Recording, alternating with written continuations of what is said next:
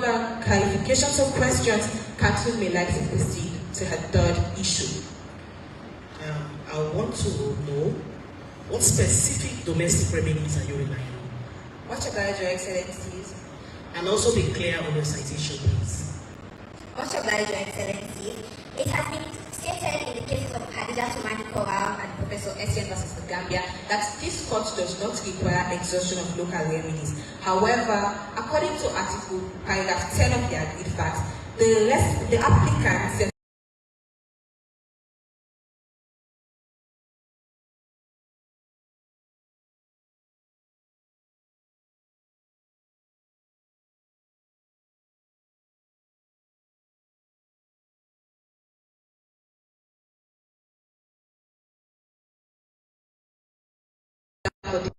no further improvement on the matter, hence we brought the matter before this honorary court, as this is the court of first instance. Counsel, I need to understand. Is it not the charter that provides for local remedies to be exhausted? Much obliged, Your Excellency. It's a yes or no. Much obliged, Your Excellency. The African Charter provides for it. However, this court... It's a yes or no. Is it not the charter that provides for local remedies to be exhausted? It provides for local remedies for the African court. Now, if that is a requirement, on which basis should this court disregard it? I understand you have actually relied on certain cases, but I do not see the issue incidental, the reason why the court made those provisions or relied on those particular principles of law. Much obliged, Your Excellencies. As Council had previously stated the case of Contehintercollegiate versus Niger, specifically paragraph 33 of the judgment, this court stated that the ECOWAS court is a court of first instance and human rights violations are a matter of immediate problems that require an immediate solution. Hence, the exhaustion of local remedies cannot be applied as a bar for applicants to bring a matter before this honorable court. Brings me to the next point, human rights. I asked that question prior to now, and there's a reason I asked that question. I hold the view that human rights is between the individual and the state. So if an individual has a problem with a company or another individual, that is not a human rights violation, which was why I asked you the question. In what specific circumstance, based on the facts, are you saying that the state itself violated the right of the individual, which necessitated this application? Much obliged, Your Excellencies. That brings us to the third issue before this honorable court, which states that the respondent set of Salamas ban on artisanal mining imposed in paragraph 7 of the agreed fact is a direct violation of the applicant's right to work and education on the African Charter of Human and People's Rights. Your Excellencies, the applicant submits that the ban on artisanal mining directly violated over 300,000 nationals of Salambas the rights to work and education provided under the African Charter. Mr. President, Your Excellencies, with regard to the rights to work, Article 15 of the African Charter on Human and People's Rights gives everyone the right to work under fair and equitable circumstances, and everyone is entitled to equal pay for equal work. The African Commission's principles and guidelines on economic, social, and cultural rights, specifically paragraph 5 to 6 in interpreting these rights, held that Article 15 of the African Charter imposes a duty on the state to respect its nationals' rights to work. It also stated that though the state must not provide jobs for everyone, the state must also not create situations which will lead to nationals losing their jobs or being unfairly dismissed or treated unfairly.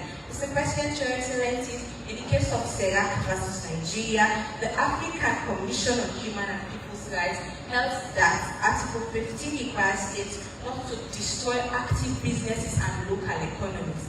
And it is stated in paragraph 7 of the agreed fact that the respondent states imposed a total ban on artisanal mining, which led to more than 300,000 nationals being left jobless without any alternative means of income or livelihood.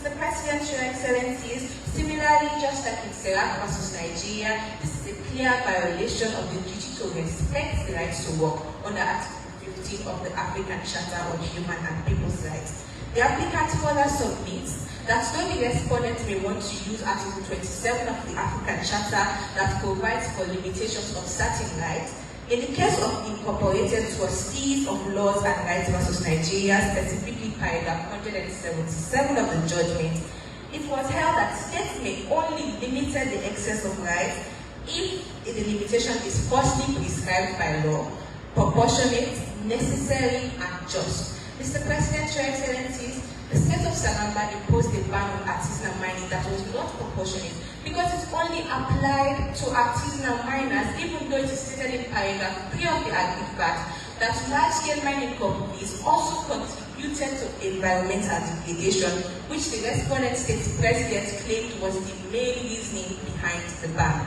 The applicant also submits that the ban was not necessary because in paragraph 7, the president stated that the main reason behind the ban was to tackle environmental degradation caused by artisanal mining.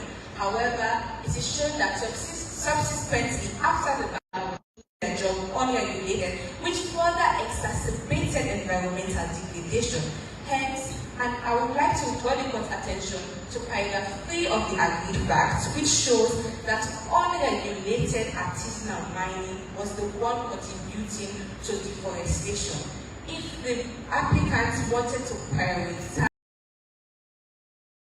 environmental degradation, if it wanted to prioritize the health and well-being of its national, it should have imposed laws that regulated mining or banned mining as a whole, rather than impose a minor ban on artisanal miners, which led to more than 300,000 people being left unemployed and not being able to provide for their children's schooling. Mr. President, Your Excellencies, the applicant also submits that the ban on artisanal mining violates the applicant's right to work and education under Article 17 of the African Charter. Mr. President, Your Excellencies, Article 17 of the African Charter on Human and People's Rights provides that everyone has the right to education. Education is the key that helps people escape poverty. It protects children from exploitation and it empowers women. The African Commission's principle and guidelines, specifically paragraph 4, provides that states should ensure that children who drop out of school be awarded the opportunity to finish, especially children in vulnerable circumstances. The applicant thereby submits that the ban had a spillover effect as it led to more than 300,000 families being left without a job and alternative source of income, which led to them pulling their children out of school and sending them to work in the coastal fishing areas, which led to more violations of their rights, especially child trafficking, sexual exploitation, and child labor, in which my co-counsel will deliberate more on. Mr. President, Your Excellencies, thus the ban clearly violates the applicant's right to education under Article 17 of the African Charter on Human and People's Rights. Mr. President, Your Excellencies, in the case of Ogek versus Kenya 2017, the African Court on Human and People's Rights held that a state cannot rely on environmental protection as a justification unless it proves that the affected community is the primary reason for the environmental degradation. And according to paragraph 3 and 7 of the Agreed Act, it is shown that not only artisanal mining was the only reason contributing to environmental degradation. However, large-scale mining companies were also contributing, and after the ban was imposed, because large-scale mining companies were left to continue their jobs unregulated, it further exacerbated environmental degradation. The state did not prioritize the national's rights to life or health. It did not prioritize their rights to work or rights to education because the ban was discriminatory and goes against Article 2 of the African Charter on Human and People's Rights, which prohibits discrimination. Mr. President, Your Excellencies, Council would like to direct the court's attention to paragraph 2 of the Agreed Compromise, which states that the President, Amina Kuroma, was a former executive member of Stino Gold Limited, which is one of the largest companies in mining in the politics of Salamba. Given that she was already an executive member December, the imposition of a ban which did not apply to large-scale mining companies, which further contributed even more to environmental degradation, is clearly biased and discriminatory, which goes against Article 2 of the African Charter on Human and People's Rights. Your Excellencies, the applicant is not saying that the respondent must not meet its other international obligations. It is just saying that it can meet its international obligations without violating the national rights under the African Charter on Human and People's Rights, which paragraph 4 of the ECOWAS Revised Treaty provides for. Lastly, the applicant submits that the respondent's reliance on the Paris Agreement to justify the ban is misplaced. Mr. President, Your Excellencies, Council would like to request on more time to deliberate on this final sub-issue. We are not going to grant you any time, but I will ask the timekeeper to pause because I have a question. I take it that you are done. Much obliged, Your Excellency. All right. The landed brother asked you a question regarding exhaustion of local remedies. And of course, we agree with him that you need to exhaust the local remedies. My question to you is, what is the distinct feature in this your case that you did not exhaust local remedies? Much obliged, Your Excellencies. The applicants did not submit that they need to exhaust local remedies. It submitted that exhaustion of local remedies is not a precondition. However, it also submitted that regardless, the applicants still followed due process and exhausted local remedies available in the state of Salamba. As seen in paragraph 10, it brought a matter before the High Court of Salamba, which was dismissed. The appeal to the Supreme Court of Salamba was also dismissed, and which it suggested a Council, you skip the appeal court. Much obliged, Your Excellencies. According to the agreed facts, the case went from the High Court to the Supreme Court. Paragraph 10 of the agreed facts. It's not the court that moves the matter. It is the applicant. You move the matter from the High Court and went to the Supreme Court. Much obliged, Your Excellencies. Regardless, the Supreme Court still dismissed the matter and it suggested a commission of inquiry, which the applicant waited Council, for. I think you're missing the point here. The Supreme Court, based on the facts I heard, did not dismiss the matter. They refused to hear the matter and instead suggested an alternative. So when you are addressing the court on the issue of exhaustion of remedies, the point remains that the Supreme Court did not just turn its back on the applicant, but rather sent you to a commission of inquiry, which, if you had followed the advice of the Supreme Court, might have resulted in you not being before this court today. Address us on that. Much obliged, Your Excellencies. In addressing that, in Council addressing that on that issue, Council has two submissions. Firstly, a commission of inquiry is an administrative body that investigates and makes advice. It cannot create binding decisions. Secondly, the applicants did exercise due patience to wait for the result of the commission of inquiry. However, it took more than 14 months and there was still no improvement, as the matter was instituted in September of 2024 and only brought before this court in April of 2025, and it is now November 2025. It has been more than 14 months and we waited and no progress was made. So since this is the court of first instance, we brought the matter before this honorable court. The question is, what is the distinct feature in this your case? That's what I want to know. Much obliged, Your Excellency. Please reiterate the question. Distinct feature in what sense?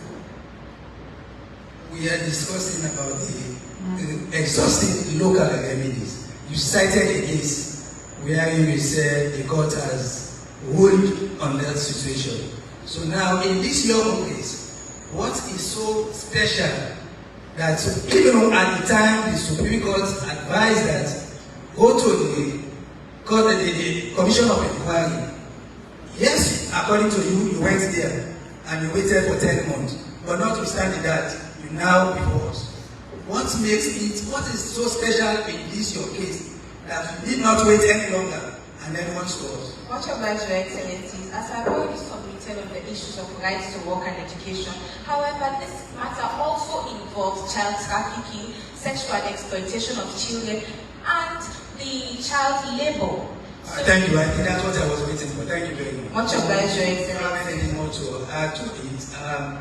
Madam Timekeeper, I asked you to pause the time, so this one does not count in time. Thank you. Much obliged, Your Excellencies. If there are no further clarifications or questions, Council would like to resign to her seat and let her co-counsel submit on his own submission. Proceed with the next council. Much obliged.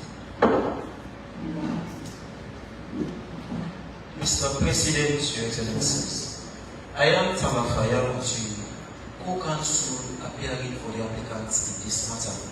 Mr. President, Your Excellencies, as slightly mentioned by my lead counsel, I shall be utilizing 20 minutes to address this honorable court on the second and third merit of our argument, and I shall be saying my prayers. Your Excellencies, with the leave of the bench, Council would like to proceed to address the court on the second merit of our argument. Go ahead. Much obliged, Your Excellency. Your Excellency, Council for the applicant respectfully submits before this honorable court that the respondent has clearly breached its obligations under the African Charter on Human and People's Rights, the African Charter on the Rights and Welfare of the Child, and the Panama Trafficking Protocol by failing entirely to prevent, investigate, and prosecute the systematic trafficking, child labor, and sexual exploitation perpetrated by Blue Whale Fisheries and its manager, Mr. Chen. Your Excellencies, it is our submission that international law imposes upon states not merely a duty of respect to human rights, but a duty of positive protection. Article 4 paragraph G of the ECOWAS revised treaty provides for the recognition, promotion, and protection of human and people's rights in accordance with the African Charter on Human and People's Rights. Further, Your Excellencies, this principle is upheld in Article 1 of the African Charter on Human and People's Rights, which requires member states to adopt legislative and other measures to give effect to the rights enshrined in that charter, Your Excellency. Your Excellency, this honorable court in the case of Contehintercollegiate versus the Republic of Niger interpreted that obligation to mean that where a state shows passivity, tolerance, or inaction toward the abuses committed by member states, that state is intentionally responsible, Your Excellency. Your Excellencies, as can be agreed fact, the matter was referred to a commissions of inquiry instead of Human Rights Commission of Salamba. There was child trafficking, and the failure of the labor inspection to gather sufficient evidence all amount to the state being unprepared and liable for the alleged violations against this before this honorable court. Mr. President, Your Excellencies, Article 15(1) of the African Charter on Human and People's Rights protects every child from performing any work that is likely to be hazardous or to interfere with the child's physical, mental, spiritual, or social development. It is our submission, Your Excellencies, that the respondent knew beyond doubt that children displaced by the mining ban has been recruited onto trawlers, exposed to hazardous labor, trafficked for sexual exploitation, and subjected to degrading treatment. Your Excellencies, paragraph 9 of the agreed facts explicitly stated that the local activist Mariama reported this matter to the police, but all the respondents could do was to conduct a single superficial investigation or inspection and discovered nothing, Your Excellencies. Not because of nothing existed at the time, but because the respondents did not want to see it. It is on that backdrop that we respectfully submit before this court that the local or that the labor inspection is not a criminal investigation, Your Excellencies. Your Excellencies, the government of Salamba, through the Factory Act of 1974, which is also... Can I hold you there? You said the respondent doesn't want to see the violation, but you also said, according to the agreed fact, that the Labour Ministry conducted investigation and found no violation. So why do you say that the respondent did not want to see? Much obliged, Your Excellency. Your Excellency, as per the agreed fact, specifically paragraph 9 of the agreed fact, the local activists reported the matter to the police. It was incumbent on the police to have conducted criminal investigation, Your Excellency. And it's been that the police have conducted criminal investigation, evidence should have been found. But instead of the police conducting criminal investigation, a labor inspectorate conducted labor inspection. Your Excellency, that brings me to my argument in addressing His Excellency's question. And with your leave, I would like to proceed. Proceed. Much obliged, Your Excellency. Your Excellency, the government of Salamba, through the Factory Act of 1974, empowers the Directorate of Occupational Safety and Health, herein after referred to as the Factory Inspectorate, to ensure the health, safety, and welfare of all persons in employment.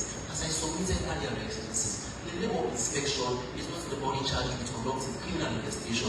As per section 14(1) of the Factories Act of 1974, gives the obligation, the functions of a labor inspection. And the labor inspection is primarily charged with the obligation of conducting inspection on the health and welfare of persons in employment, and they are not charged with conducting criminal investigation. Your Excellency, section 4 of the Police Act, cap 150 of the laws of Sierra Leone 1960, gives the police the right to conduct criminal investigation and to prosecute offenders, Your Excellencies. And in the agreed fact, it was the labor inspection that did that. Meanwhile, Your Excellencies, the applicant with no police powers and no state apparatus conducted an investigation and brought out the evidence that the respondent claimed was not there. There is a submission, Your Excellencies, that this alone demonstrates the duty of due diligence. Your Excellencies, we submit. So let me hold you back on that. The police investigated, found nothing. The police were trained. Okay. Okay. You said the police did not investigate. Is that your interpretation? On what basis would you want this court to rely on the investigation and outcome of someone who was not trained to investigate criminal actions? Much obliged, Excellency. Excellency, the individual that reported the matter to the police was not a police officer. She was just a mere citizen, mere like a journalist. And journalists are trained, qualified to report abuses committed within a community and to order for proper investigation, Excellency. Much obliged, Excellency. Your Excellency, it is a submission that the consequences of this failure was fatal.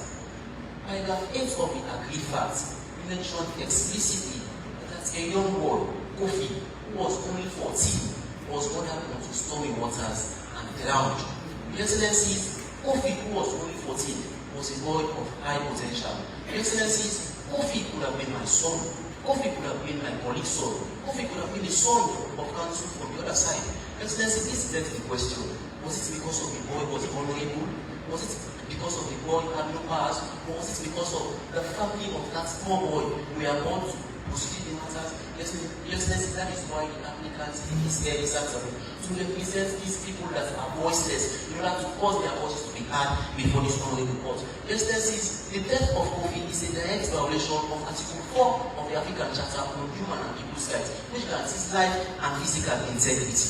Your Excellency, aside Kofi, Fatu was ordered to work for 12 hours without pay, without protective equipment, and she was ended up being hospitalized. This also violates Article 5 of the African Charter on Human and People's Rights, which protects the freedom from exploitation and degrading treatment. Let's take over. Let me itemize the question my learned colleague was asking you. Much obliged, Excellency. Previously. You said the labor investigated instead of the police. How did you come about all of those facts you are giving the court now? And the one is called to rely on those facts. My learned colleagues clearly stated that whoever does that investigation does not have the professional capacity to do so. So convince us on that area. Much obliged, Excellency. Excellency, we are not inputting or subtracting from the facts. It was stated in the agreed fact that Blue Fishes was involved in child trafficking, sexual exploitation, and child labor. We are submitting based on what is in the fact. As per submission, we submitted that the labor inspection is not the only charge to have conducted such an investigation, but rather it was the police. If His Excellency is willing, counsel will oblige His Excellency with the distinction between an investigation and an inspection, Excellency. But if His Excellency is much more comfortable, counsel will proceed. Much obliged, Excellency. Much obliged. Your Excellency, as I mentioned earlier, much obliged, Excellency. Much obliged, Excellency. Your Excellency, under the jurisprudence of this court, this honorable court has consistently held that an individual or an entity cannot be held liable for alleged violation that was committed, alleged human rights violation that was committed within a particular state, Your Excellencies. But rather, this court held that a state concern can be held to a court before this court to be held accountable, Your Excellencies. Your Excellencies, this principle was beautifully articulated by this honorable court in the case of Khadija Tubawura, Mrs. Gladys Sawyer, and 175 others versus the Republic of Sierra Leone and Sierra National Airlines. This is a 2016 case, and I am relying specifically on paragraph 33 and 34 of the judgment. With the leave of the bench, counsel would like to be commenting what was done by this honorable court in that case. Just bear in mind that we are not going to extend time. Much obliged, Your Excellency. Your Excellency, this court held that the obligation to respect and protect human rights lies on the state, and hence this honorable court exonerated Sierra National Airlines and thereby only the state of Sierra Leone accountable for human rights violation. Your Excellency, we submit further that the respondents may want to argue that they conducted an investigation and in fact went further to conduct a prosecution. But this honorable court has consistently held in the case of Dorothy Imatt versus the Federal Republic of Nigeria that where a state investigation is ineffective, incomplete, or is not pursued with seriousness, that state is in breach of its Article 1 and 5 obligations under the African Charter on Human and People's Rights. Your Excellencies, this honorable court, because it writes itself with delivering justice and giving voices to the voiceless, expressly lay down the guidelines that a state must adopt in order to conduct a proper investigation in the case of Benson Olua Okumba versus the Republic of Benin, where this court held that an investigation must be independent, impartial, prompt, and effective. Your Excellencies, this is a submission of counsel for the applicants. That no proper investigation was done, that the investigation was not independent, it was not impartial, that the investigation was not effective, and it was not prompt. Because as per paragraph 9 of the Agreement, Your Excellencies, the matter was rushed to the police, but rather a labor inspection conducted the inspection, and an inspection is not a criminal investigation, Your Excellency. Let me just stop you there and ask this question. In your submission, you've brought to the court several violations, and you have submitted that the police did not do a proper investigation. They did not. What is your specific liability in respect of Salamba? What specific liability do you think Salamba holds? Much obliged, Your Excellency. Salamba is liable for the child trafficking in its republic. Salamba is also liable for child labor. Salamba is also liable for the sexual exploitation perpetrated by blue fisheries and its manager, Mr. Chen. Your Excellencies, as per the case that I just cited, Which brings me to the point I raised with your colleague. Now, this case, Salamba is the respondent in this case. much obliged, Your Excellency. All these instances which you have raised and highlighted are not activities of the state. They are activities of another legal personality. Much obliged, Your Excellency. And we hold the view that when it comes to human rights issues, they have to be violations committed by the state. If it's not a violation committed by the state, it is not a human rights issue. It could be an assault, it could be a labor dispute, it could be economic deprivation or whatever, but it is between two legal entities, two individuals. So now the question is, why should we hold the state liable in these circumstances for issues that occur between individuals? Much obliged, Your Excellency. As Counsel rightfully mentioned in the submission, Counsel is properly aware that this was only one state accountable. But however, Your Excellencies, in the case of Khadija Tubawura, Mrs. Gladys Sawyer, and 175 others versus the Republic of Sierra Leone and Sierra National Airlines, this honorable court held that where violations are perpetrated by individuals or entities, whether public or private, the state will be held accountable. And so therefore, this honorable court ruled in that case that the Republic of Sierra Leone was liable, even though the violation was perpetrated by Sierra National Airlines, it is a human rights violation. But this honorable court exonerated Sierra National Airlines and therefore held Sierra Leone, the Republic of Sierra Leone, accountable.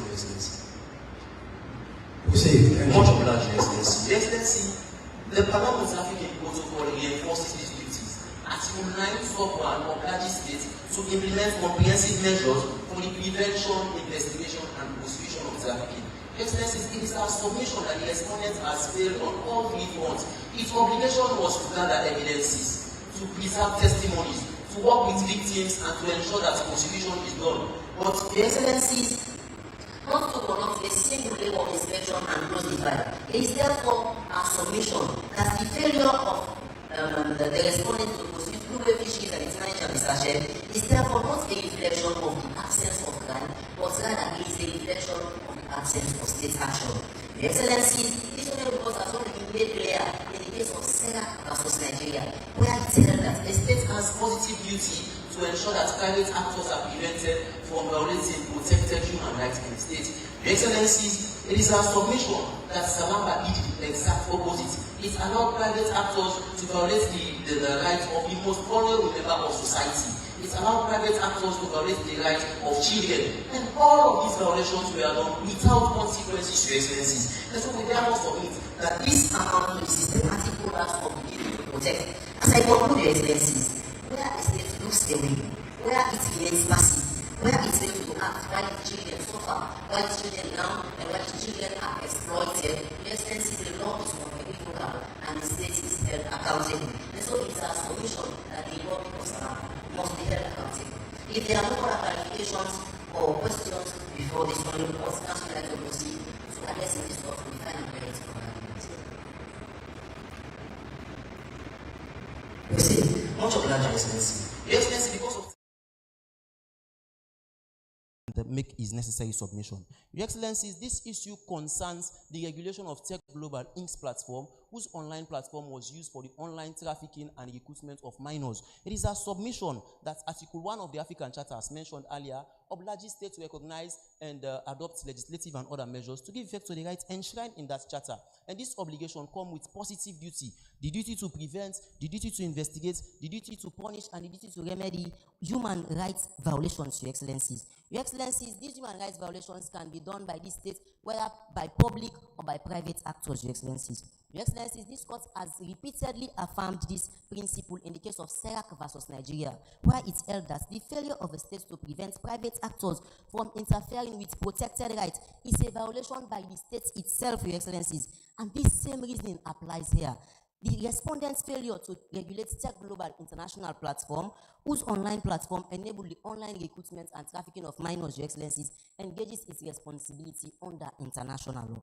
Your Excellencies, this principle was powerfully, expressly, and vigorously articulated in Article 25 of the Malabo Convention, which is also the AU Convention on Cybersecurity and Personal Data Protection, which obliges states to adopt legislative and regulatory measures to prevent, detect, and punish cyber-related offenses. This principle was further articulated in Article 25 of the same convention, where it states that states must establish national regulatory authority to investigate and prosecute such offenses. Your Excellencies, indeed, this honorable court has consistently held in the case of Dorothy Njemanzi versus the Republic of Nigeria that the failure of a state to investigate and protect human and people's rights is a violation of the state's duty to conduct proper investigation, Your Excellency. This principle was upheld in the case of Benson Olua Okumba versus the Republic of Benin, where this court emphasized that the states must carry out prompt and impartial investigation into violations occurring within their territory. And so we therefore submit that the respondent's inaction therefore amounts to constructive acquiescence in the exploitation of its citizens. Your Excellencies, as we conclude, Article 4G of the ECOWAS Revised Treaty makes the provides for the recognition, promotion, and protection of human and people's rights a fundamental principle of this community, Your Excellencies. And the failure to fulfill that duty, particularly where children are victims, render the states intentionally responsible for acts of omissions committed within its territory, Your Excellencies. Your Excellencies, as I conclude, it is our submission that the respondents cannot escape liability merely because Tech Global International Platform was an was a foreign platform that is not even based in the Republic of Salamba. We submit respectfully to that, Your Excellency, that the duty to protect human rights, whether offline or online, remains the responsibility of states. So it is needless to see whether or not the platform is based in the Republic of Salamba or the platform is a US-based platform, as will be argued by the respondents. We submit that the responsibility to protect human rights is a fundamental principle or a fundamental responsibility of a state, Your Excellency. And so we therefore submit that by failing to regulate and investigate digital operations that facilitated child trafficking, the respondents violated its international and regional obligation. With the leave of this honorable court, Council would like to proceed to say our prayers. Proceed. Much obliged, Your Excellency.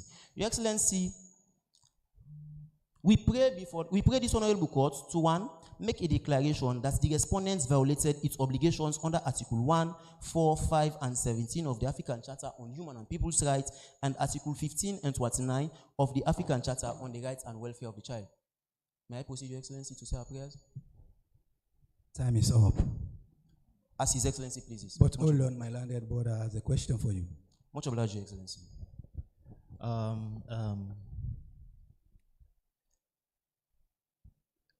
I am sure you did a lot of research on this, and you did a lot of research on both sides of your case. Choose your next words advisedly. What are the weaknesses you found in your case during your research? Much obliged, Your Excellency. Your Excellency, if Council is to be honest with the bench, because Council owe a duty of honesty in this court, our challenges that we had in our research was to in fact compare and contrast the respondent's case to that of the applicant, Your Excellency. Because as per the agreed facts, there were so many actions or activities, or there were so many areas that favors the respondent's argument, and specifically areas that concerns the commissions of inquiry. So we had issues in connecting that with our own arguments here today, and several other issues, Your Excellencies, which I believe because of time, Mr. President has been informing me, I would like to stop here. You have liberty on the question. Oh, much Time obliged. is suspended. Much obliged, Your Excellency. And if I am to continue, another... On the question. On the question. Yes, on the question. Yes, Your Excellency. Proceed on the question. That is what I wanted to do. Not Your to argue your case anymore. Yes, Your to Excellency. answer the question. Grateful, Your Excellency. Your Excellency, another challenge that we had in our research was an area that concerns the mining ban, specifically the violation of the right to work.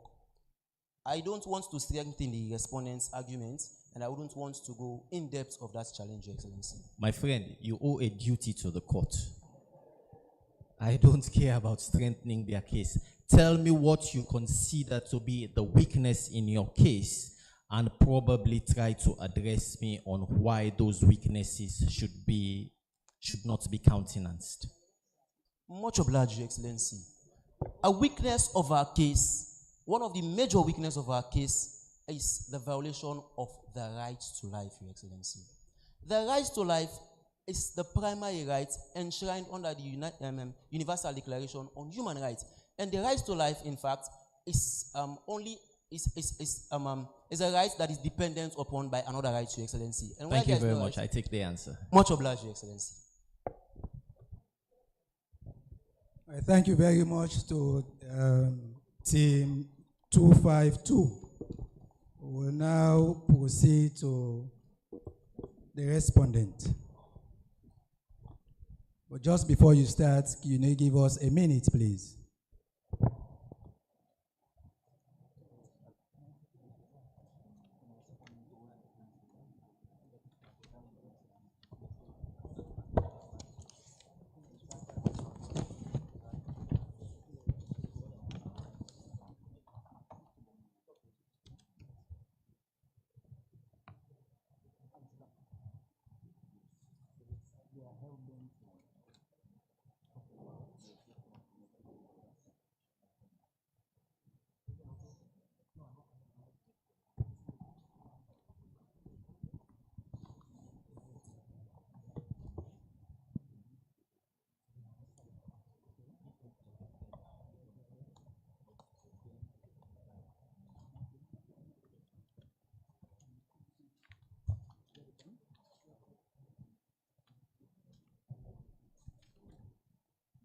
All right, I will now ask the respondents to commence their presentation. Thank you.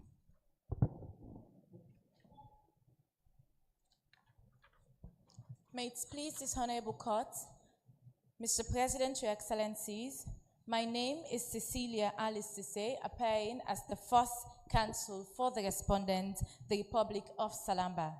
I will, in the next 18 minutes, respond to the applicant's submission on the preliminary issues of jurisdiction and admissibility, and Mate 1 concerning the artisanal mining ban under the ECOWAS Treaty and the African Charter, while my co-counsel, Saliu Kamara, will, in 27 minutes, respond to the applicant's submission on Mate 2, 3, 4, and our prayers before this court. Our team number is 251. Your name again, please? Cecilia Alice Sise. And your code? 251.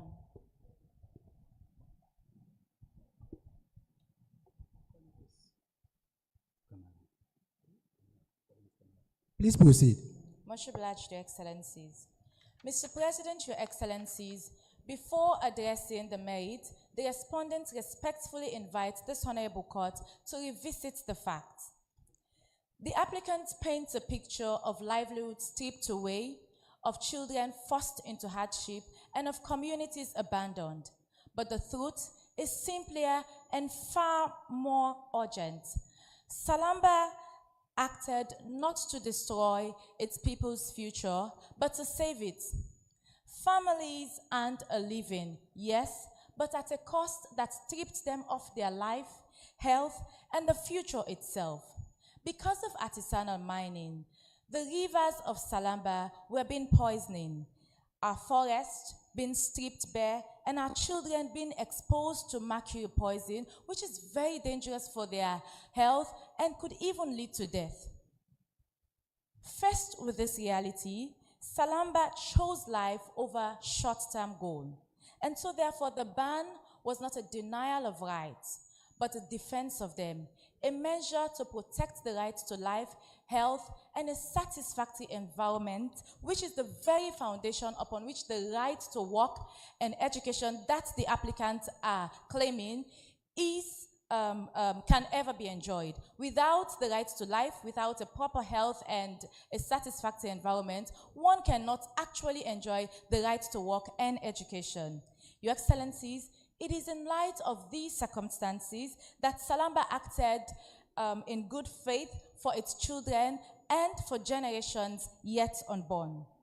The choice was very difficult, but it was necessary, proportionate, and in line with the state duty under the African Charter and the Paris Agreement. Now, with the leave of this court, Council may like to begin with the preliminary issues of jurisdiction and admissibility. On the issue... Hold on. I would like you to proceed, but in this your short opening and briefs, I want to understand why you said in good faith. The ban is in good faith when it is being done in a limited fashion instead of holistic. Why? Why do you say it's in good faith?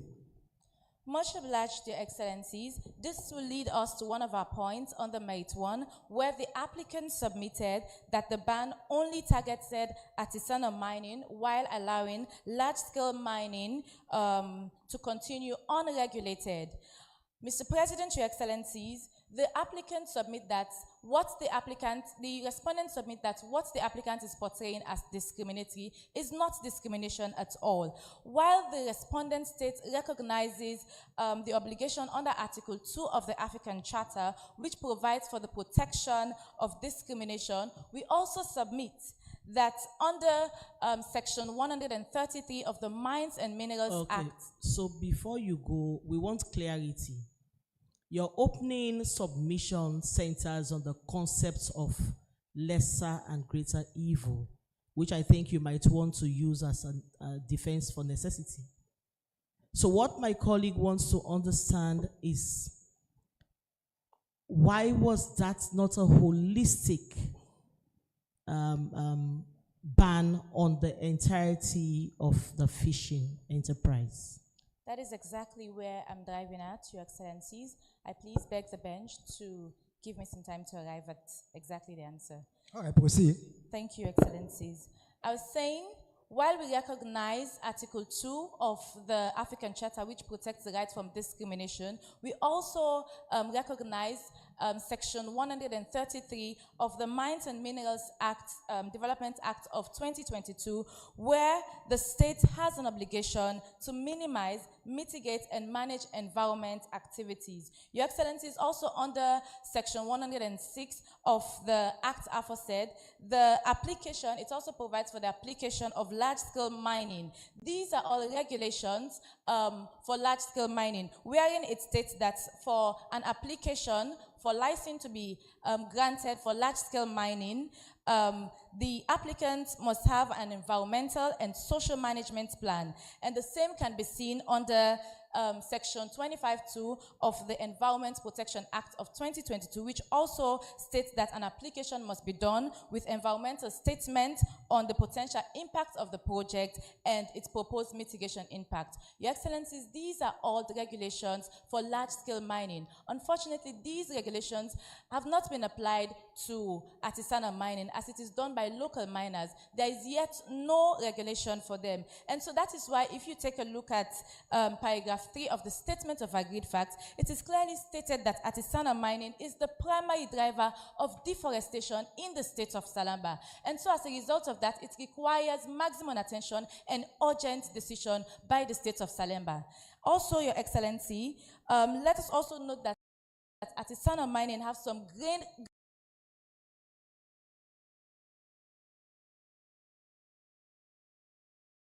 consequences to the state. Artisanal mining by the local miners, you could see that they are using mercury to mine. And that mercury produced, when the miners inhaled the mercury, it has a negative impact on their health. Also, when it gets to the surrounding, the atmosphere, it also has a negative impact on the environment. And so, when it is exposed, the mercury is also said to have caused kidney problems, arthritis, memory loss, miscarriages, psychotic reactions, and respiratory failures. These are all illnesses the state was trying to present when it looked at artisanal mining as something urgent that needs to be addressed. Also, when you look at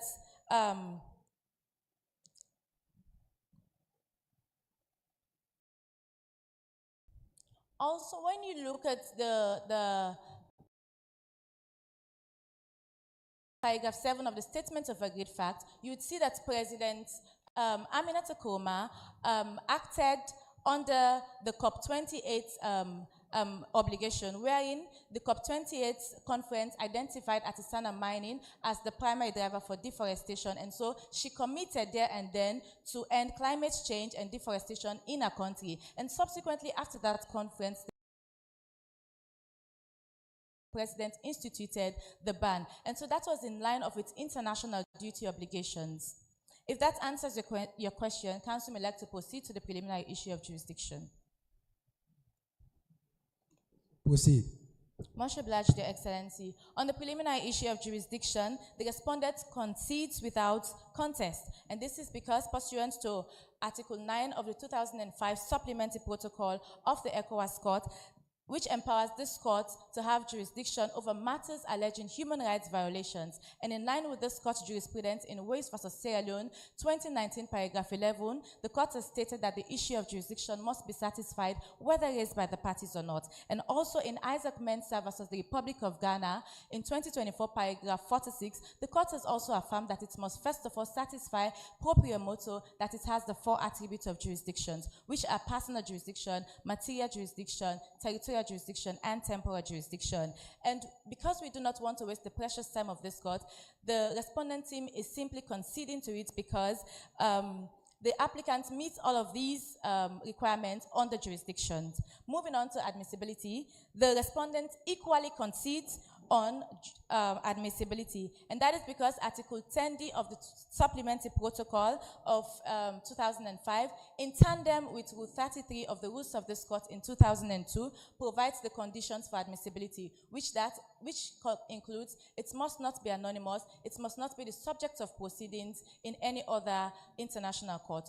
Also, this court has consistently stated in Adija Tumani versus Niger in 2008 that the exertion of local remedies is not a prerequisite before this court, and so therefore the respondent concedes on admissibility. Having conceded on jurisdiction and admissibility, the respondent would now want to turn to the very heart of this case to respond to the applicant's submission on merit 1 concerning the artisanal gold mining ban. Proceed, please. Much obliged, Your Excellencies. In responding to the applicant's submission that the ban on artisanal mining violates Articles 15 and 17 of the African Charter, the respondent submits otherwise. The first point of the applicant is that the ban was unfair. This was an unfair dismissal, citing the right to work, proportionality, and necessity. It is our position, however, that the ban is indeed necessary and proportionate. Your Excellencies, first of all, would like to draw this court's attention to Article 27.2 of the African Charter, which makes it clear that rights may be limited where collective security, morality, and common interest demand.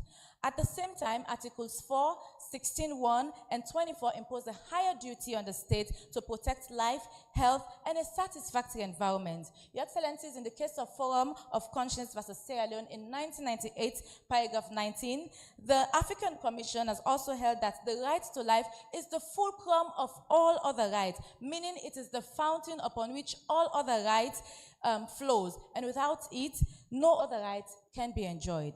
Also, Your Excellencies, in the case of Issa Konate versus Burkina Faso in 2013, paragraph 133, the African Court has also stated that the state may limit fundamental human rights if they are necessary and proportionate. And in Cadio Canes versus Paraguay, a judgment of 13th August 2004, paragraph 96, the court has also explained necessity as to be met when a limitation is compelled by public interest and outweighs the restricted right. And likewise, in Issa Konate versus Burkina Faso, in paragraph 194, the African Court also held that proportionality is satisfied when a fair balance is struck between individuals' rights and society's well-being. In this case, Your Excellency, it is clearly seen that the artisanal mining ban is causing more harm than good. When we talk about proportionality, the artisanal miners comprises only 300,000 Loma people, and the total average population of the state of Salamba is 12 million people. Your Excellencies, we cannot continue to prioritize 300,000 people over a population of 12 million people, when clearly it is being stated in paragraph 2 of the Statement of Agreed Facts that artisanal gold mining is the primary sole driver of deforestation and climate change in the state of Salamba. Also, Your Excellency, we would like to refer this Honorable Court to a report from the Intergovernmental Panel on Climate Change, IPCC 2022 6th Assessment Report, under page 790, and WHO, which confirmed that climate change and mercury poisoning caused by these artisanal miners cause premature death, respiratory and cardiovascular mining, and can lead to deforestation. As a result of that, Your Excellencies, on balance, the protection of life and environment outweighs the restriction on work. And so therefore the ban was not discriminatory, it was necessary, and it was proportional. Yes, let me put it in this manner. You had a problem with mercury. Rather than ban mining, why didn't you ban or regulate the use of mercury? You had a problem with deforestation. Rather than ban mining, why did you not regulate the areas where the mining would have been done? The point I'm trying to make is that you could have handled these things individually and it would have been for the general good, as opposed to simply banning artisanal mining and letting the industrial mining continue. Do you agree with that? Much obliged, Your Excellencies.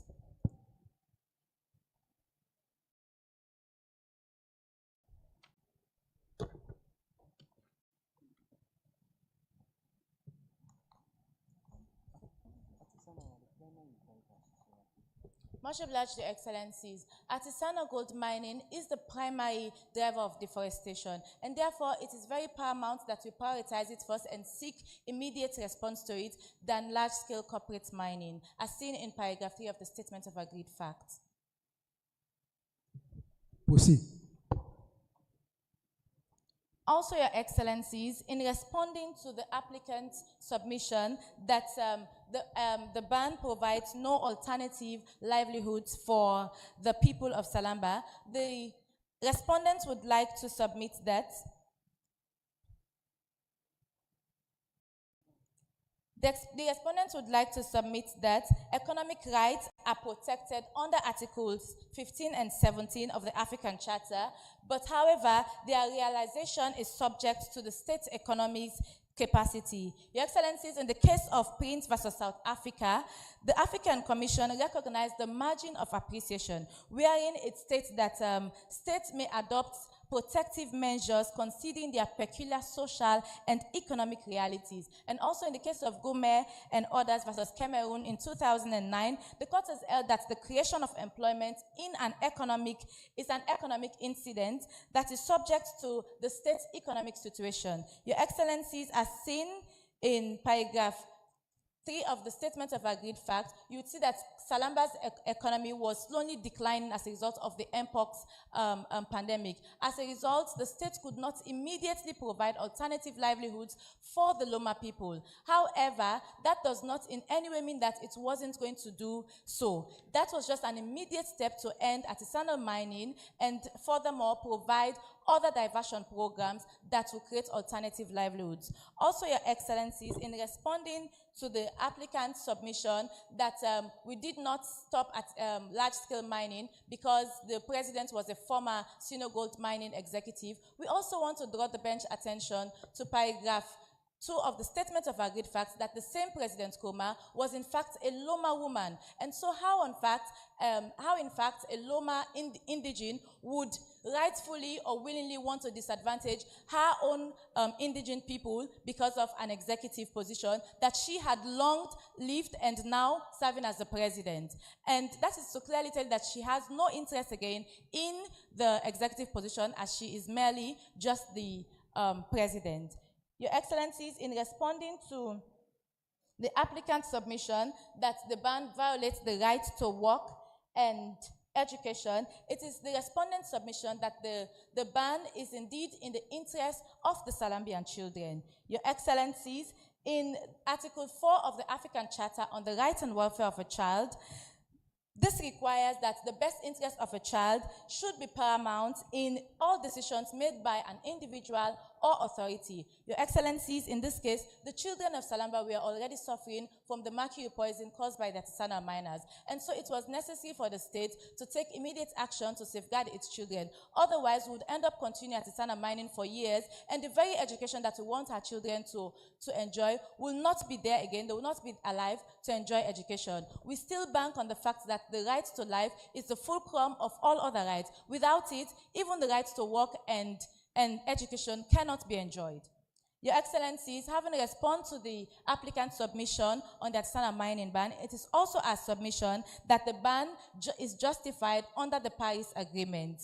Your Excellencies, Salamba as a state is a member state under the Paris Agreement and is bound by the principle of pacta sunt servanda, which means an agreement must be kept. Your Excellencies, under Article 4.1 of the Paris Agreement, the state is obliged to protect or reduce anthropogenic erosions, and under Article 5.2, it is also obliged to take actions to end deforestation. As a result of that, the state acted in the best interest of the children to ban artisanal mining, to safeguard the environment, to ensure that children live healthy and be able to enjoy their rights to education.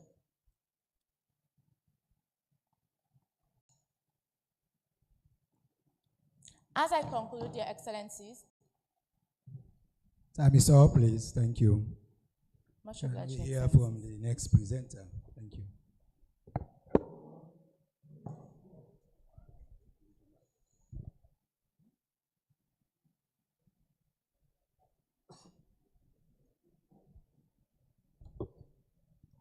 May it please this Honorable Court, Mr. President, Your Excellencies, as earlier introduced by my lead counsel, my name is Saliu Kamara, second counsel appearing for and on behalf of the respondent, the Republic of Salamba. In the next 15 minutes, counsel will be addressing this court on merit 2, which is, has Salamba breached its obligation under the African Charter and the Trafficking Protocol by failing to prosecute Blue Whales Fisheries and Mr. Chen for human trafficking and child labor? Also on merit 3, which is Salamba liable for failing to regulate Tech Global Inc.'s platform, which facilitated trafficking under the Budapest Convention and the African Union Convention on Cybersecurity? Finally, counsel will also be submitting on reparation and making our humble prayers. If it pleases this Honorable Court, counsel would like to proceed in addressing the issues. Proceed. Much obliged, Your Excellency. With regards to issue 4, which is Salamba liable for failing to regulate Tech Global Inc.'s platform, which facilitates trafficking? With regards to issue 4, which is Salamba liable for failing to prosecute Blue Whales Fisheries and Mr. Chen under the African Charter and the Trafficking Protocol, it is the respondent's position that Salamba has not breached this obligation. For ease of submission and clarity before this court in responding to the applicant's position, counsel will be dividing this issue into 4 sub-issues. Firstly, Salamba duly legislated against trafficking. Secondly, the labor inspection was a legitimate inspection. Thirdly, there is an ongoing effective investigation by a commission of inquiry. And finally, the commission of inquiry is not unduly prolonged. To start with, Salamba duly legislated against trafficking. Applicants submitted that Salamba has failed entirely in fulfillment of its obligation under Article 1 to legislate against trafficking. It is our position that we appreciate that we are state parties to the African Commission, and by virtue of Article 6 of the Vienna Convention on the Law of Treaties, we are obliged by the principle of pacta sunt servanda to keep our agreement under the Charter.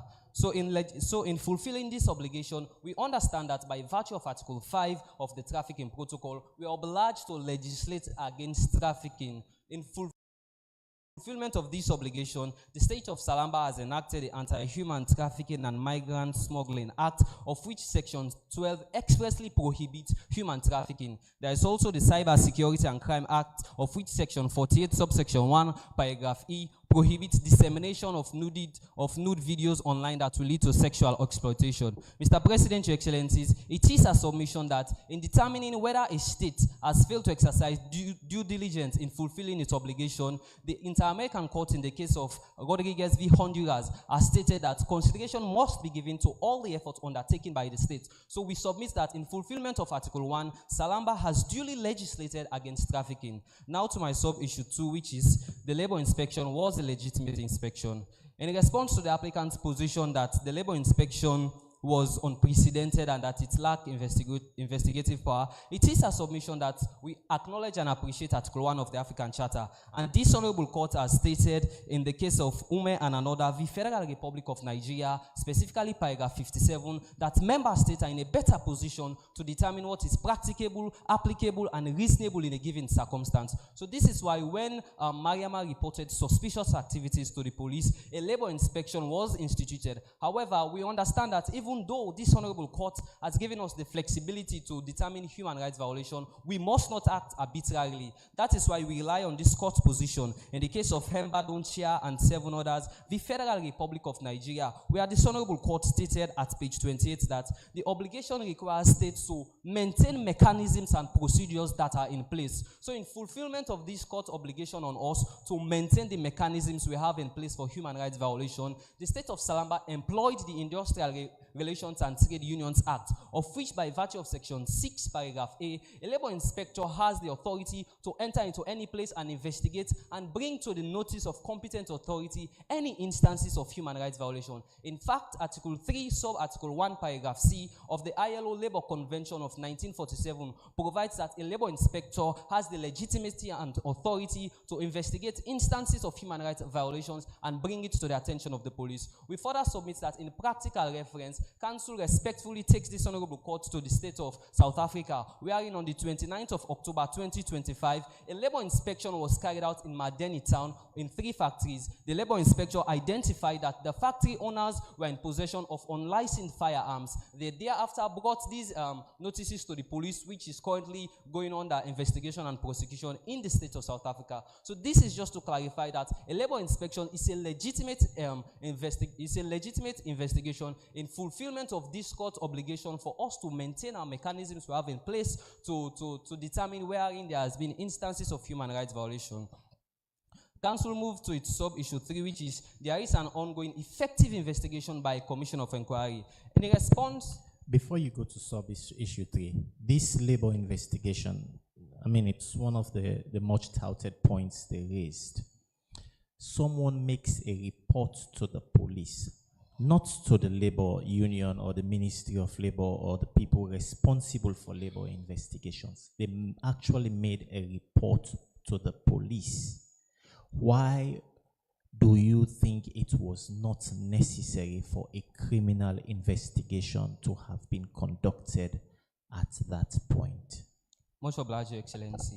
In answering your question, Council respectfully invites this court to paragraph 9 in the fact wherein it stated that a local activities Mariama reported suspicious activity. At the material time of bringing the notice to the police, there was no material allegation of human rights violation. So this is why, because this honorable court has stated that we must maintain the mechanisms we have in place to ensure that we fulfill the rights of our citizens, a labor inspection which has the authority under section 6 paragraph A to enter into any workplace at any given time, whether day or night, and conduct investigation. That is why the labor inspection was involved. And we submit that the end to justice is procedural. So even though the applicants are seeking justice, they must respect the principle that justice is not rhapsodic. They must respect the procedures that are in place that will lead to final determination of conviction. In reverting to my current position, we are in sub-issue 3, which is there is an effective ongoing investigation by a commission of inquiry. Council indeed also rely on Article 1 of the African Charter, of which this honorable court has interpreted in the case of Obienuju, Catherine, and 7 others, the Federal Republic of Nigeria 2024, specifically paragraph 151, where this honorable court stated that the obligation in Article 1 of the African Charter involves an obligation to conduct effective investigation.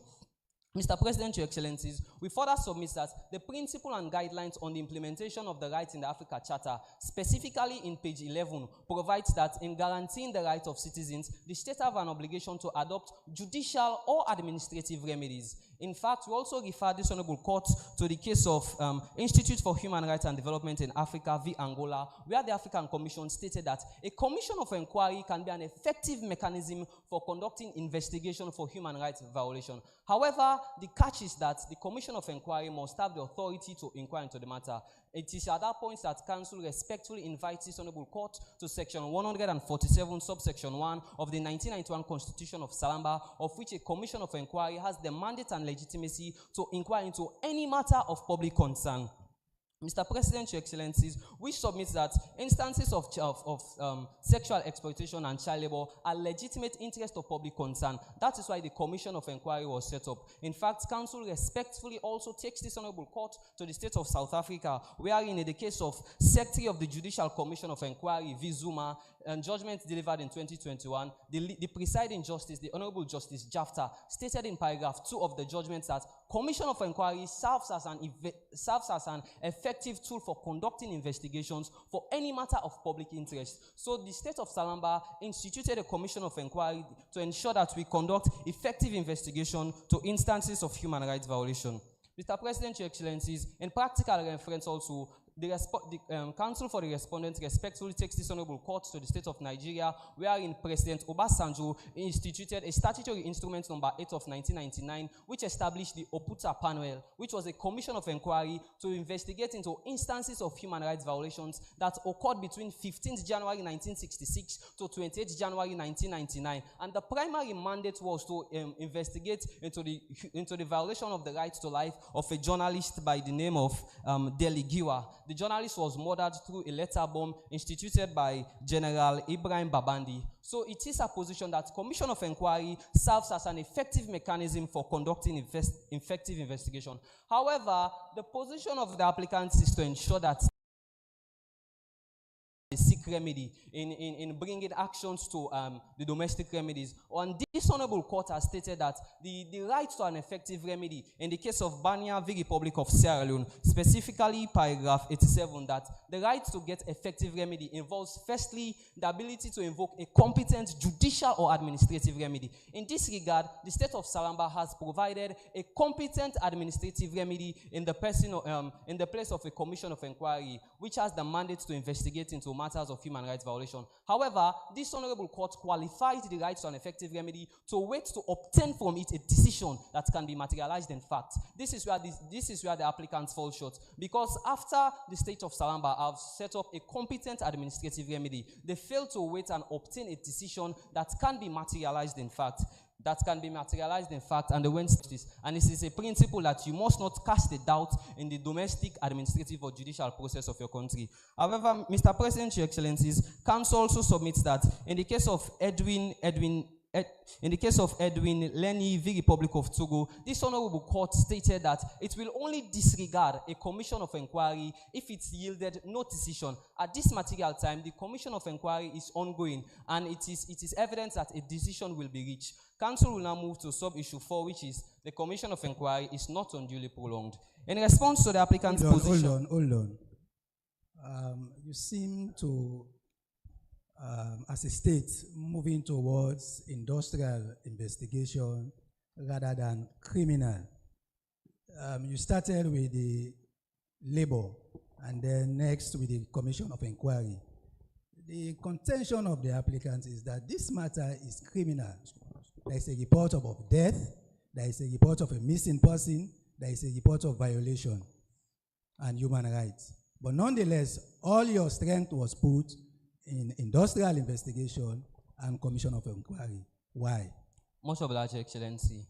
Council also referred to paragraph 9, wherein at the material time, it was only suspicious activity that was reported. However, when the state of Salamba had the matter by Sidrej in the High Court, wherein they brought allegation of human rights violation, it is at that material time that they brought about instances of human rights violation. So in realizing that there are now allegations of human rights violation, the state of Salamba instituted a commission of inquiry. The reason is that this honorable court has stated in the case of Kodjovi v. State of Togo that, in quote, cases of human rights violation must be supported by sufficiently convincing and unequivocal evidence. Without such, we cannot proceed to convicting anybody for instances of human rights violation. So it is in realization of this position that the state of Salamba duly instituted the commission of inquiry.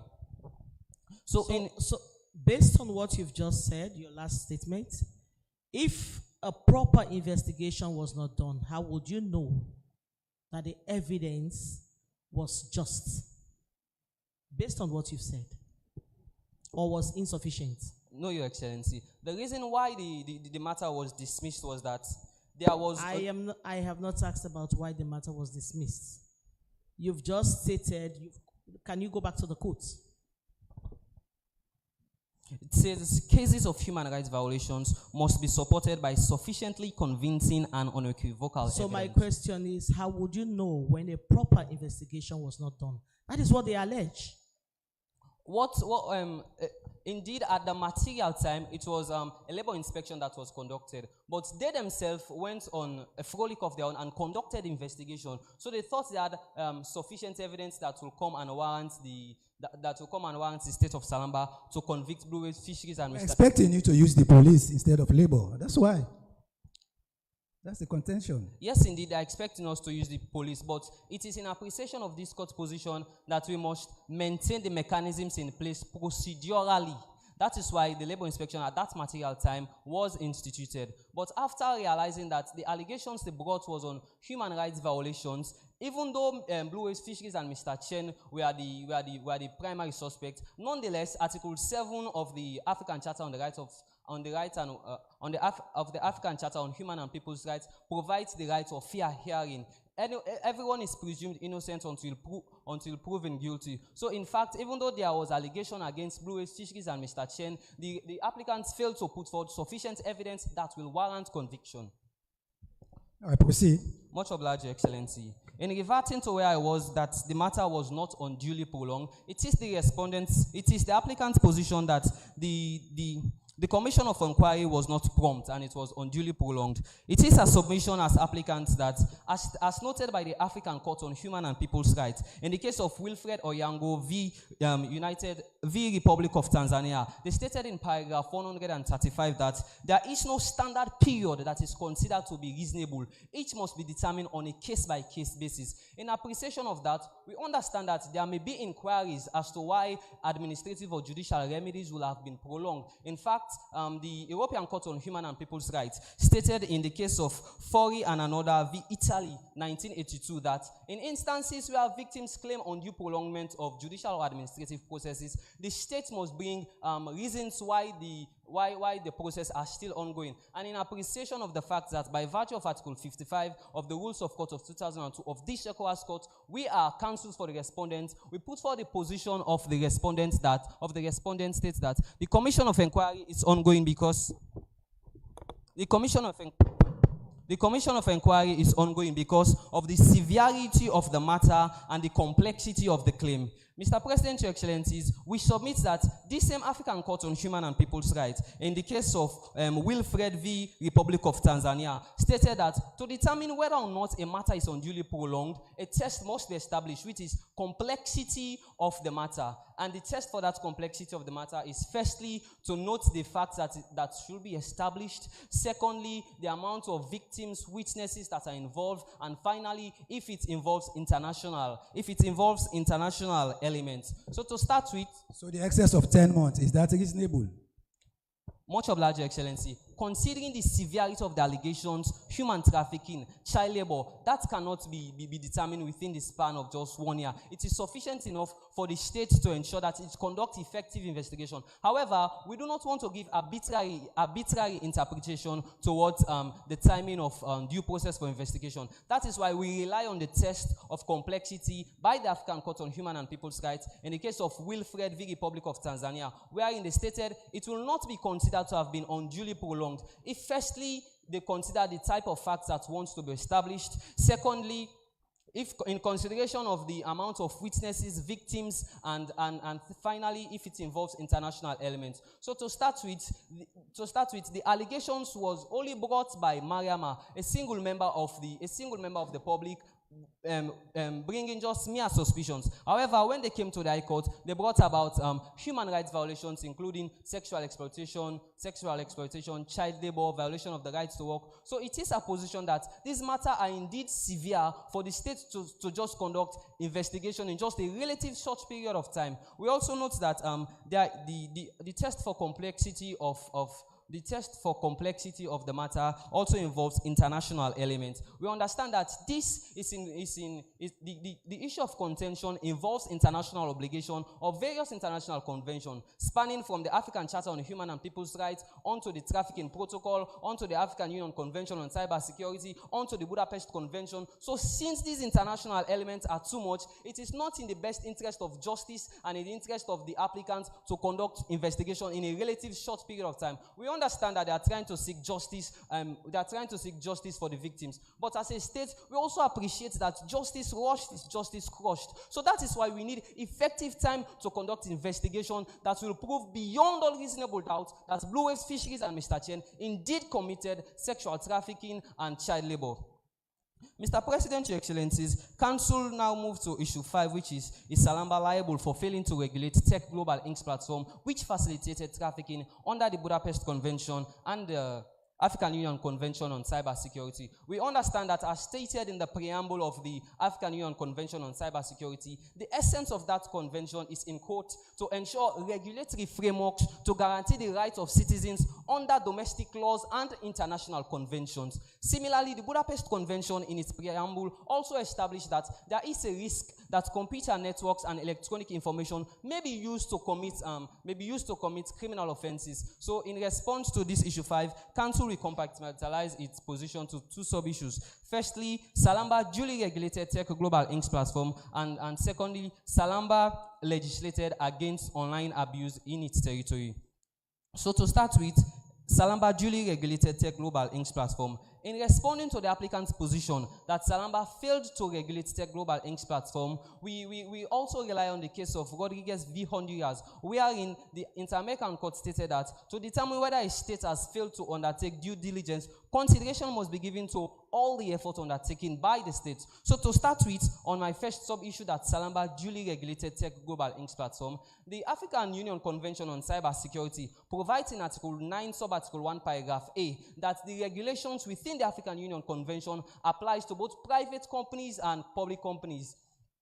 They establish regulatory frameworks from Article 4 on to Article 5. Article 4 sub 1 provides for mandatory identification of persons that utilizes online platform for advertisement. Article 5 sub Article 2 equally provides mandatory making contractual conditions available via online platforms. So in ensuring that Tech Global Inc.'s platform operated in the state of Salamba, we appreciate that by virtue of the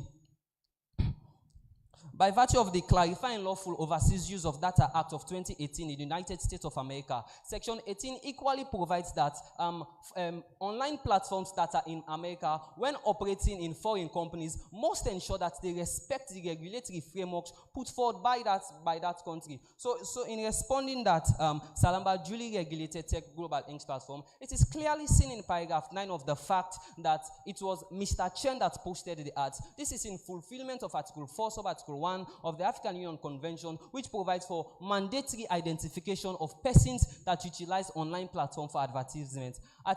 It is also seen in paragraph 9 of the fact that it was housekeeping jobs that was offered for a promised salary of 8,000 salu. This also reflects Article 5 sub Article 2, which provides making mandatory contractual obligations available via online platforms.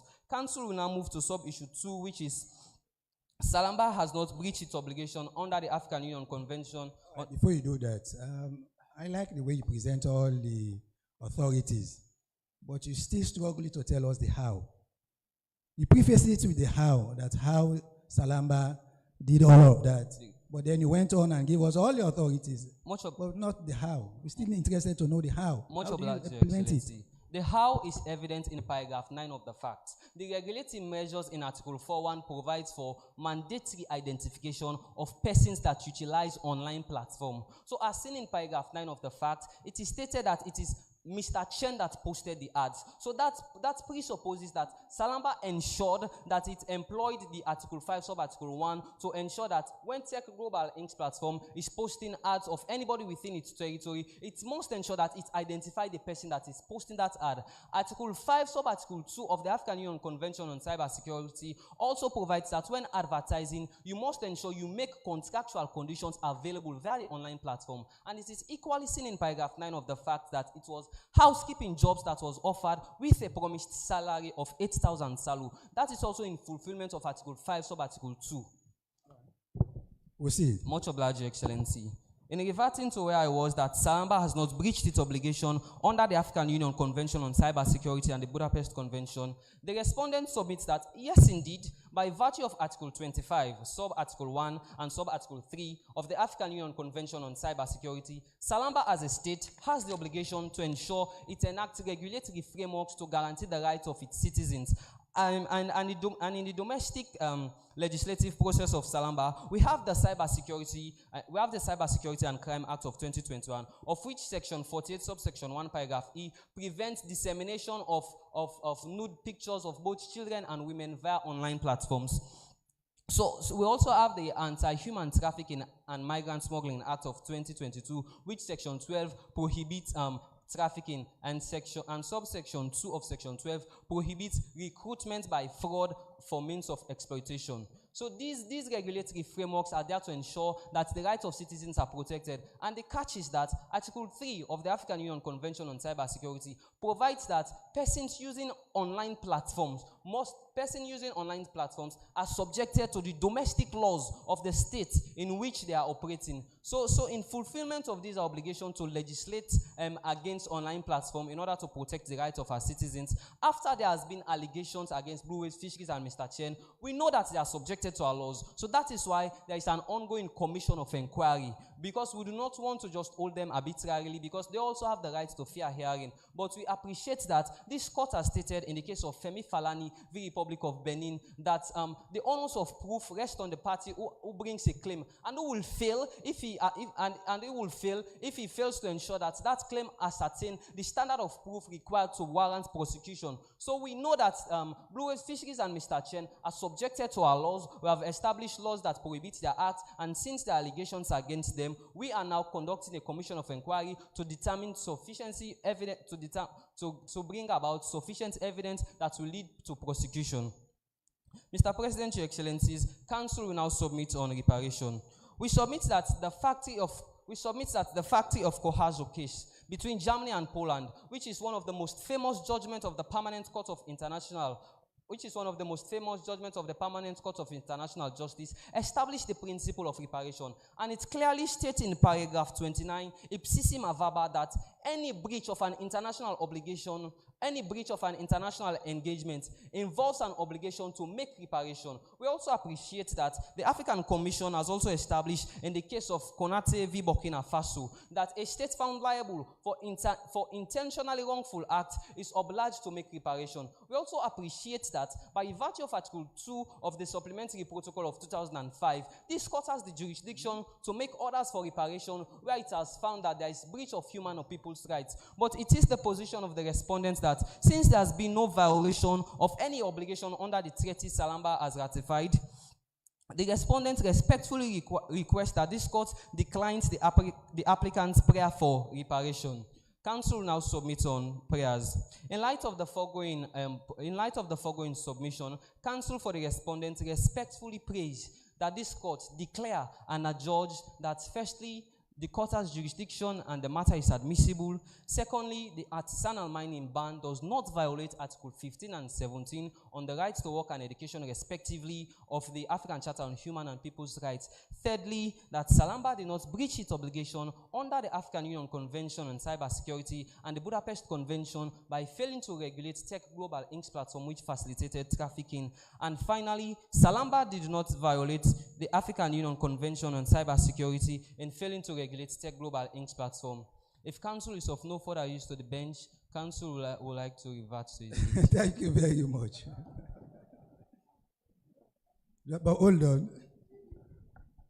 Council is still of tremendous use to the bench Much obliged, and possibly to the applicant. Much obliged, In all fairness, I must ask you, during your research, did you come across an argument of the applicant that you were tempted to agree with? In all sincerity, relying on the protection of divine providence. And I'm saying, save the issue of admissibility and jurisdiction. That one you have already admitted. Yes. Is there any other argument of the applicants that you were tempted to agree with? In answering to your question, Your Excellency, as counsel for the respondent, we understand that by virtue of Article 5, Sub-Article 3 of the ECOWAS Revised Treaty of 1993, we are obliged to respect the decisions of the ECOWAS Court. And in the course of our research, all what we came across were decisions that were in support of our position. Your case has no weaknesses. No, Your Excellency. All right, thank you. Thank you very much. We'll now ask the participants to give us just a minute before we move to the rebuttals.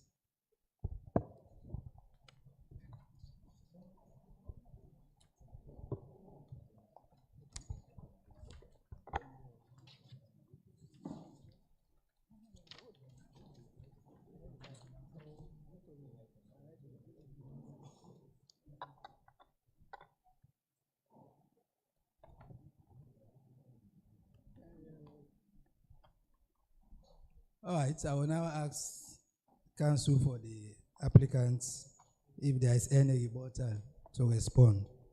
Much obliged, Your Excellencies. I am Tambafaya Matthew again, co-counsel appearing for the applicant, and I shall be using 5 minutes to do our rebuttals. Your Excellencies, to start with, the lead counsel for the respondent mentioned that the ban was not discriminatory because large-scale mining was regulated by the Mines and Minerals Act. And she further mentioned that under paragraph 2 of the agreed fact, that unregulated artisanal mining resulted to mercury poisoning. Your Excellencies, to handle the first limb of our question, they mentioned the Mines and Minerals Act.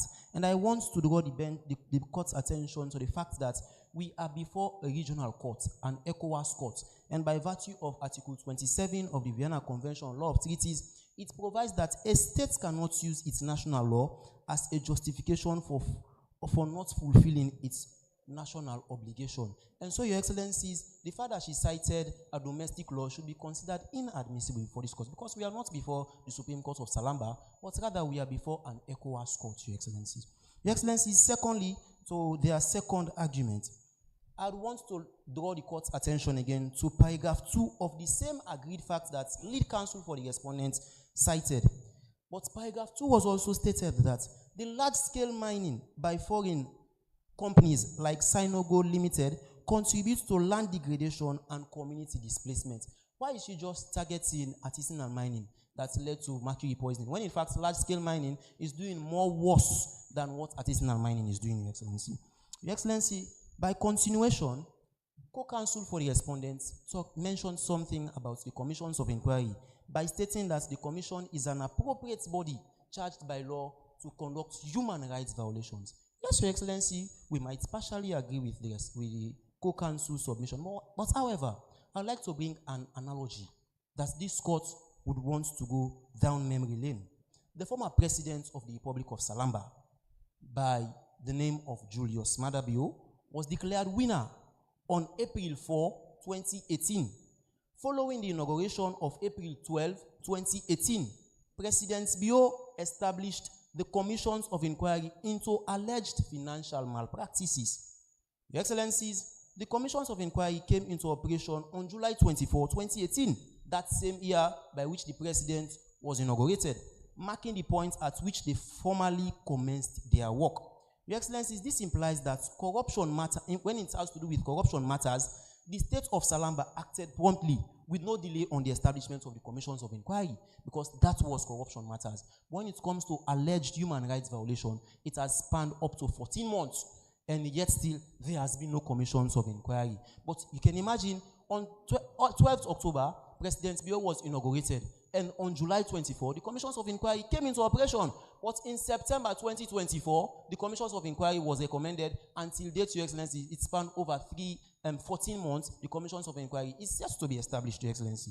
Your Excellencies, in submitting further, the respondents submitted that they are in compliance with their obligation to investigate human rights violation. They suggested a labor inspection. Your Excellency, it is crucial to establish before this honorable court that the state of Salamba has what we call the Human Rights Commission for Salamba. The Human Rights Commission is established under Section 2 of the Human Rights Commissions Act number 4 of 2024, which is already established barely to hear human rights violations. Your Excellency, the labor inspection, as I mentioned earlier, is not a criminal investigation by virtue of Section 14, Sub 1 of the Factories Act of 1974. But the state of Salamba would have gone further to direct the matter to Human Rights Commission of Salamba and not the labor inspection, because the police is there. So if they conducted a labor inspection, what do they take the police for? It's as if the police is not even important. And 165 of the 1991 Constitution of Salamba makes provision for the police, that it is the primary function of the police to protect lives and properties. Finally, Your Excellencies, co-counsel mentioned that Blue Wave will identify individual that its post online and the Tech Global platform is well regulated.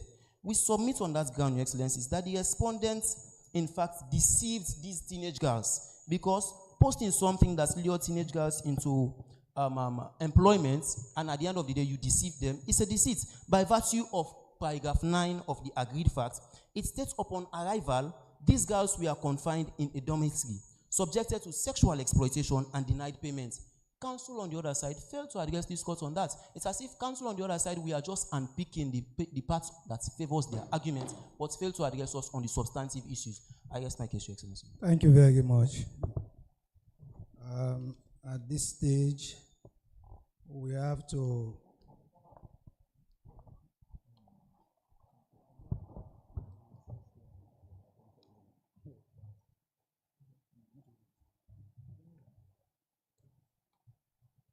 at this stage, we rise to recess, and then notice of hearing for the judgment will be sent. Court rise.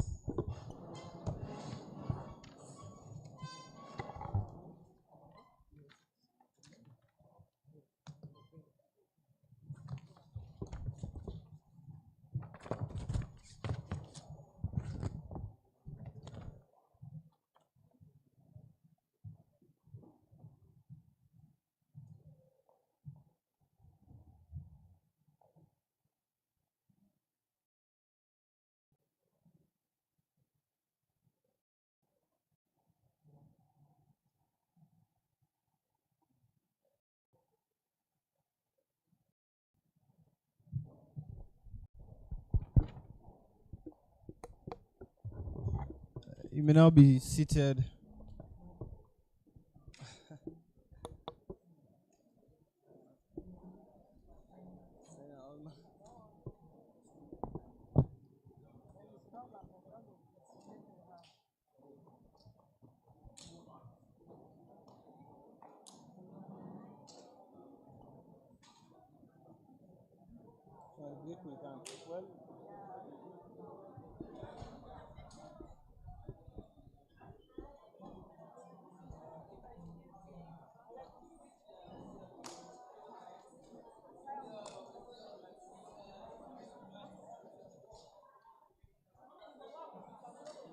When you go to court, any court, including a moot